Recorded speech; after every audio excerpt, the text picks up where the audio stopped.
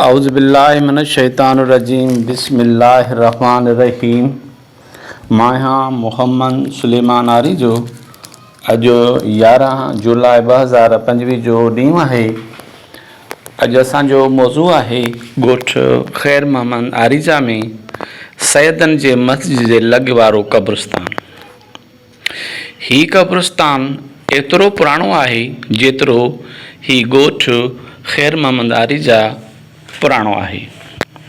हीउ क़ब्रिस्तान आगाटे ज़माने में हीरावा जे ओभर वारे कप यानी परें कप ते वाक़ियो आहे। हिन क़ब्रिस्तान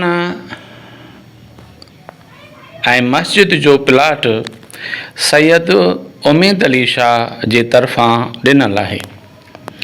हिन क़ब्रिस्तान में मदफून ख़ानदान सैयद अली रज़ा शाह उर्फ़ सैयद ख़ादम हुसैन शाह जो ख़ानदान मदफून आहे।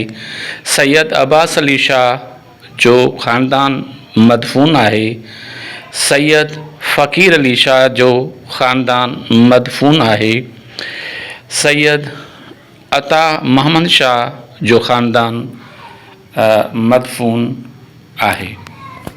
सो ही हुयो सैयदनि जे मस्जिद जे लॻे बराबरि भरिसां क़ब्रिस्तान जंहिंजो व्यू तव्हां पंहिंजे स्क्रीन ते ॾिसी ऐं पसी रहिया आहियो, जेको तव्हां महसूसु कयो था हिन क़ब्रिस्तान जो जेको आहे स्ट्रक्चर बनावट।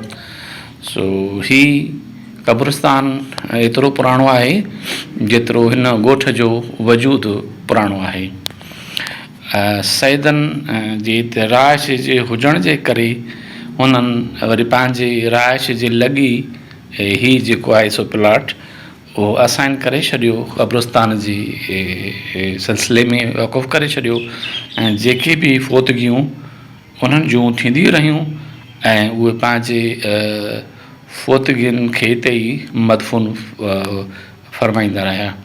त अहिड़े हवाले सां हीउ क़ब्रिस्तान हुयो तव्हांजे स्क्रीन ते असां ॾेखारियोसीं ऐं हिन जी मुख़्तसिर ऐं जामियो तारीख़ बि तव्हांजे साम्हूं सेड़े पेश कईसीं। आईंदा जे लाइ इजाज़त ॾींदा असांखे। जज़ाकल्ला व ख़ैरु।